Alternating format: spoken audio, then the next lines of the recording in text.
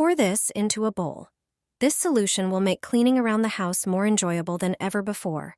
Start by taking a bowl and measuring about 1 liter of water. Pour the water into the bowl, then add a small amount of shampoo. Besides washing hair, shampoo has many practical uses around the home. Grab your favorite cleaning cloth, ideally one made of microfiber. Mix everything well and squeeze out the excess water. Now start cleaning the glass with it, making sure not to miss any spots. Shampoo helps dissolve grease and dirt, leaving surfaces shiny and streak-free. Take another microfiber cloth and gently polish the window. This trick will give you a stunning result.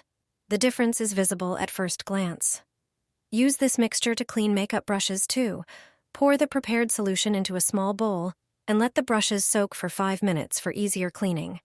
Shampoo effectively removes makeup residue, leaving brushes looking like new.